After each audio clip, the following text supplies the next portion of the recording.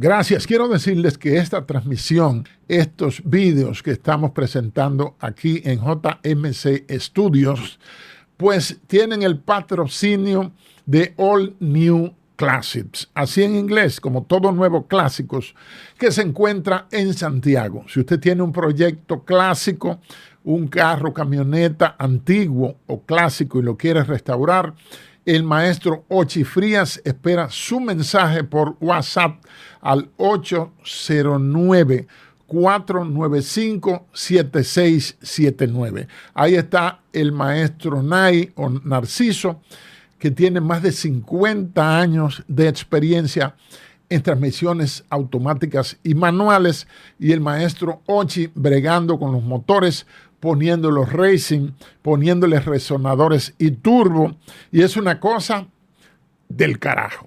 Muchas gracias. Gracias por estar ahí. Vamos a hablar sobre la guerra de Ucrania, la guerra extraña. Así como la guerra que se está dando ahora, pero tiene una especie de pausa de un supuesto acuerdo, no acuerdo de paz, sino un memorándum de entendimiento que será firmado supuestamente el viernes 19. La guerra contra Irán no debió comenzar nunca. No había guerras anteriores entre Irán y Estados Unidos, ni entre Irán y el Estado de Israel. Pues asimismo, lo que conocemos como la guerra de Ucrania, que debería llamarse la guerra en Ucrania, pues es una guerra extraña que no debió ser nunca. Oigan un detalle. Lo primero es que la guerra no comenzó el 24 de febrero de 2022, cerrando la pandemia del COVID precisamente, sino que esa guerra comenzó en 2014. ¿Por qué razón? Porque en 2014 hubo la deposición, tumbaron con apoyo de Estados Unidos al presidente de Ucrania, Yanukovych. Y les voy a dejar un dato desde temprano. Los ucranianos son rusos. ¿Por qué? Porque Rusia nace en el año 862, cuando el patriarca Oleg Nagorov consigue unificar los pueblos eslavos del norte con los pueblos eslavos del sur. Y la primera ciudad rusa, ¿saben cuál es?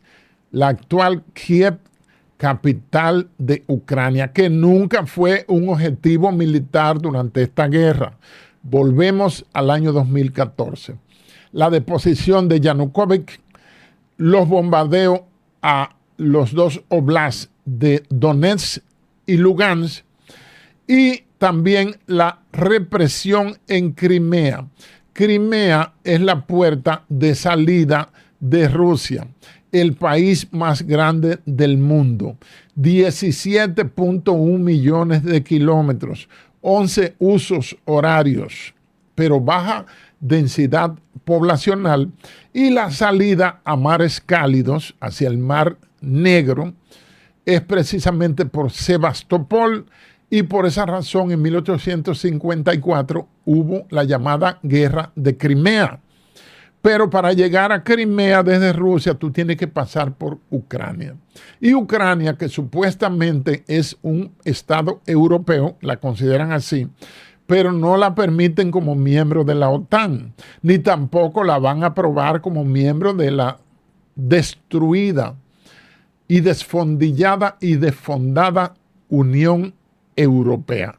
Ucrania es la gran víctima de la guerra, pero no víctima solamente de Rusia por la operación militar la operación militar especial, que luego se convirtió en una guerra de la OTAN / Estados Unidos y Ucrania contra Rusia. Es una guerra de sponsorship, es una guerra de telemaratón, como lo hacía el fallecido Rafael Gorrán de los Santos en su programa, para conseguir dinero para una silla de ruedas, para una operación, porque los estados se dedicaron a mandar dinero, comenzando por Estados Unidos, la administración Biden, comenzando por Europa.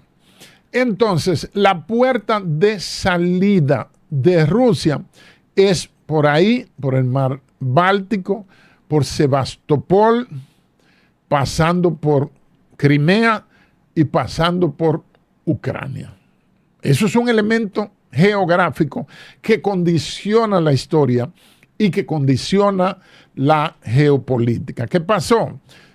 Hubo guerra en el Donbass, primero deponen a Yanukovych, luego el Donbass, y luego van a Minsk, capital de Bielorrusia, cuando estaba Angela Merkel como canciller de Alemania, y fueron ahí y firmaron los acuerdos de Minsk en el año 2015.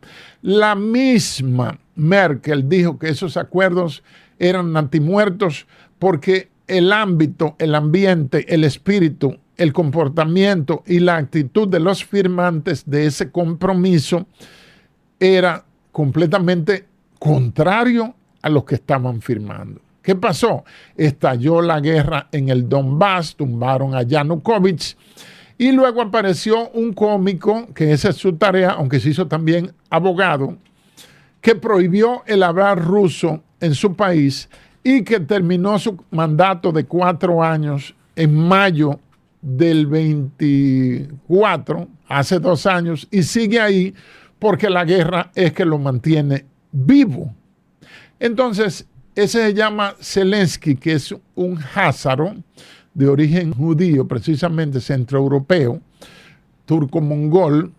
Ese señor que se hizo abogado, era cómico, aparece en video en la televisión tocando piano supuestamente con el pene erecto. Ya ustedes tienen una idea de quién se trata. Y él es el presidente de lo que la misma Unión Europea y la opinión pública mundial considera el estado más corrupto de toda Europa, el país, la República de Ucrania, que proclamó su independencia 10 de agosto de 1991 durante la implosión o el desmembramiento por una explosión interna de la Unión de Repúblicas Socialistas Soviéticas. Él es el presidente. Él, como actor mediocre y cómico, bueno, pues quería hacer una película y se la patrocinaron, en la cual un cómico famoso en un país X imaginario aspiraba a la presidencia y ganaba la presidencia. Bueno, nos lo anunciaron en una programación predictiva para preparar la mente en esa película que la distribuyó Netflix y otras cadenas y que puede verse gratuitamente en YouTube. Y luego lo convirtieron en realidad cuando él fue candidato y ganó las elecciones por 4 años. Él ha seguido volado, tiene 6 años en el poder porque la guerra lo mantiene ahí y le ha dado muchísimos beneficios. Le han hallado más propiedades que a la sábila en diferentes puntos del mundo, propiedades millonarias. ¿Qué pasó? Que cuando se da la implosión, me devolví en el tiempo, los historiadores utilizamos una línea de eventos, una línea de acontecimientos para explicar precisamente esos acontecimientos y cómo hemos llegado hasta aquí. Me devuelvo al final de la Guerra Fría y la implosión de la Unión de Repúblicas Socialistas Soviéticas, que comenzó, ellos le prometieron a Gorbachev, que era el presidente de Rusia, un beodo, que fue el hombre que impulsó el Glasnost, que significa transparencia, y la perestroika, reestructuración, que son las dos políticas que acabaron liquidando a la Unión de Repúblicas Socialistas Soviéticas, el segundo gran poder de la Guerra Fría luego de Estados Unidos. Y le prometieron que la OTAN no se iba a extender más al este, porque ahí están las fronteras rusas. Ahí abajo están los países bálticos, que son Estonia, Letonia, Lituania y Polonia. Y si sigues al este, ahí te vas a encontrar con Rusia, que está ahí arriba al norte, y con China, que también es fronteriza por más de 3.000 kilómetros con la actual Rusia. Cuando hubo esa destrucción, esa implosión de la Unión Soviética, pues 40 millones de soviéticos, que no es un gentilicio, pues se quedaron fuera de las fronteras rusas. Y eso es, lo dice Kissinger en su libro Orden Mundial, es el principal debacle geopolítico, tragedia geopolítica de la historia de la humanidad, pero mayormente del siglo XX, que fue la caída de la URSS o de la Unión Soviética. ¿Qué pasó? No cumplieron la promesa fue de boca, no fue escrita, no fue un acuerdo, e incluso Putin, el más grande estadista que tiene el mundo contemporáneo, te guste o no te guste, el más grande estadista que tiene el mundo contemporáneo, le pidió, no sé si en un gesto de candidez o para probar sus intenciones, que integraran a Rusia a la OTAN. Bueno, como le dijeron que no, por supuesto, y se rieron en su cara, porque el objetivo era colocarle países, ir contando países por país, debajo, en la frontera sur de Rusia, vamos a poner un mapa para eso, y lo fueron llenando de estados miembros de la OTAN para contener a Rusia. Era la excusa, pero ¿qué contener si Rusia tiene 2 bases nada más, mientras Estados Unidos tiene más de 850 bases e instalaciones ocultas y visibles en todo el mundo? ¿A quién está invadiendo Rusia? Solo tiene 2 bases, una en Tartus, en Siria, y otra en Latakia. Esas 2 que quedan ahí, hay una que es un remanente de la invasión que hizo Afganistán el 24 de diciembre de 1979, donde duró 10 años. Y esa guerra, esa invasión, pues sangró la economía soviética y aceleró el desmembramiento no solo político, sino también socioeconómico y también militar. ¿Qué pasa? Que esa guerra comenzó 2014 con todos esos procedimientos y procesos que le estamos diciendo. La OTAN siguió cooptando a países que eran no alineados, como Holanda, como Escandinavia, como Holanda y los mismos Países Bajos. Noruega es miembro hace mucho tiempo de ahí. Es decir, fue contando, y agarraron a las repúblicas bálticas, a Polonia, que es un enemigo tradicional de Rusia. No sé por qué encordio que tienen contra Rusia, y la amenazan incluso, y permiten que Zelensky utilice el territorio de Polonia. O sea que si se cumple el que Putin o el presidente que esté, porque Putin está designado presidente hasta 2035, y él tiene 72 años. Para 2035 faltan 9 años, no se sabe si estará vivo, pero se presume que sí, ojalá sea así. Pues sí, si dispone golpear a la Unión Europea, que está declarándole la guerra desde ya y que quieren una guerra con Rusia, que sería necesariamente nuclear, pero los únicos que tienen poder nuclear en la Unión Europea son Reino Unido de Inglaterra, que es una isla continental que está para allá, al oeste, pero en la masa continental europea, armas nucleares tiene Francia nada más. Alemania quisiera, que siempre buscan mantener los enemigos enemistados con Rusia, está dando pininos para que le quiten la prohibición que tienen, parte de su rendición incondicional de 1945, como también la tuvo Japón, para arrancar con algún proyecto nuclear. Es decir, solo Reino Unido y Francia de estados europeos tienen potencial nuclear, pero no con el nivel de la principal potencia armamentística de este momento, del primer cuarto del siglo XXI, que es la Federación Rusa.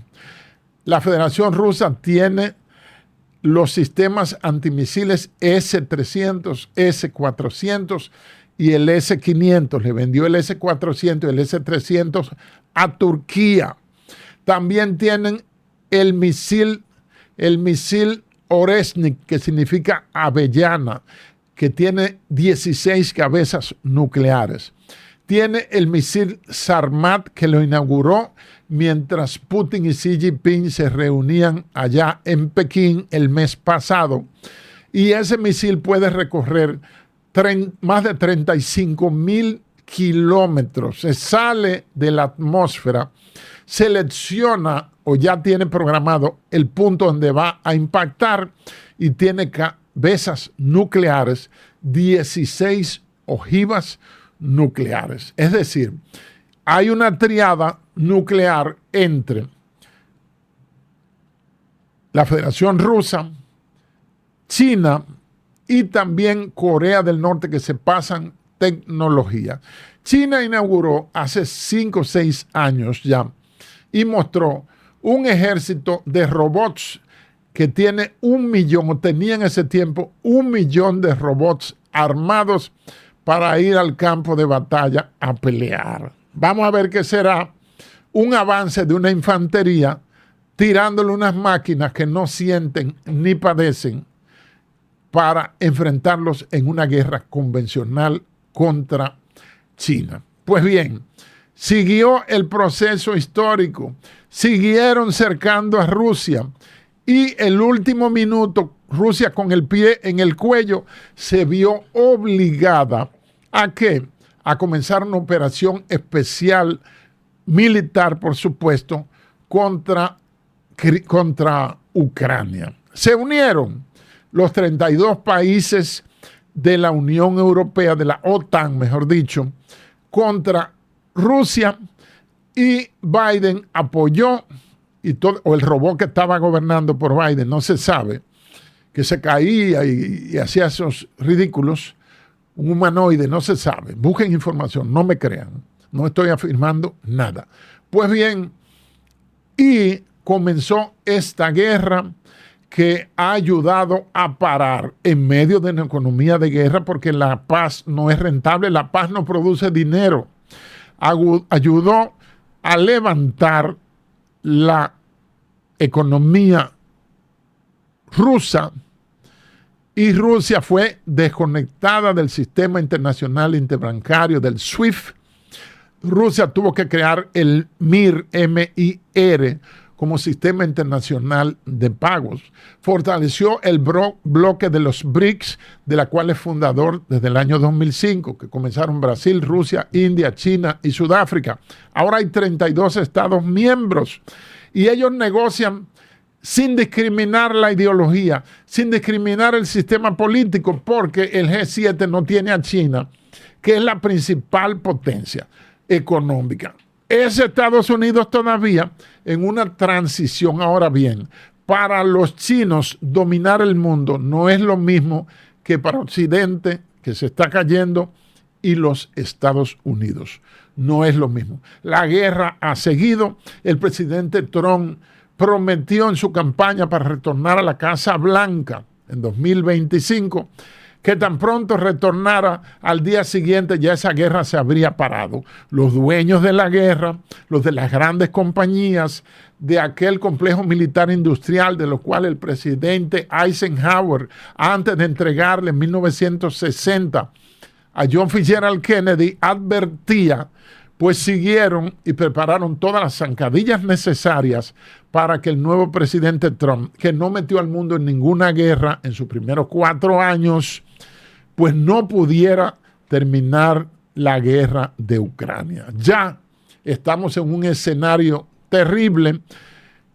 El único que quiere que siga la guerra, aunque mandó una carta patética y dudosa, pidiéndole una reunión con Trump, pero Trump y las Fuerzas Armadas de Estados Unidos, después de 4 años combatiendo ahí, pero están medio retirados, pero después de 4 años de la Federación Rusa, el ejército ruso desgastándose, cada uno tiene 1 millón de muertos, tanto Rusia como Ucrania, toda una juventud, una generación se están matando en una guerra inútil que estaba diseñada desde 1997 por el libro El Gran Tablero Mundial del analista Zbigniew Brzezinski, que es un clásico de los geopolíticos y un libro de cabecera de consulta, pero también fue actualizada ese diseño por la RAND Corporation, R-A-N-D, que es un think tank, un tanque de pensamiento pagado por el Pentágono o actual Ministerio o Secretaría de Guerra que encabeza Pete Hegseth, que fue militar, pero era presentador de Fox News. Se llevó con Trump y ahí está, secretario, le cambiaron el término de secretario de Defensa por el de secretario de Guerra. La guerra está tremenda y las circunstancias han convencido a Putin de que la guerra debe tener un final en el campo de batalla. Tiene las capacidades. Ahora bien, hay un desbalance porque hay gente que me han comentado ahí algo que muestra su ignorancia. No es porque no estén de acuerdo conmigo. Poca gente respeta la opinión ajena como yo y no me ofendo ni nada de eso, ni me siento desconsiderado. Que si Rusia es tan potente, ¿por qué no ha podido derrotar a Ucrania? Señores, derrotar, usted analiza lo que se llama PRC en la doctrina militar, poder relativo de combate. Es decir, las capacidades que tiene Rusia como primera potencia armamentística, aceleradas precisamente en los 4 años de la guerra de Ucrania, o en Ucrania, y las capacidades con toda la ayuda que tiene y todo lo que le mandan Ucrania para pelear con Rusia. Es una guerra desigual, convencional, pero también es una guerra mediática, es una guerra híbrida, es una guerra de 6ª generación. Ahora bien, yo dije hace 2 años en un análisis en este mismo canal, General Arias Matos, que lo invito a que se suscriba, yo dije, Rusia no puede perder la guerra con Ucrania, pero tampoco puede ganarla. Ahí es que está el nudo. Tiene que llegar un momento en el que se proclame la victoria, un entendimiento, un cese de hostilidades, un memorándum de entendimiento recíproco y un eventual y necesario y definitivo acuerdo de paz que construya precisamente una paz duradera dentro de las circunstancias y sostenible. Muchas gracias.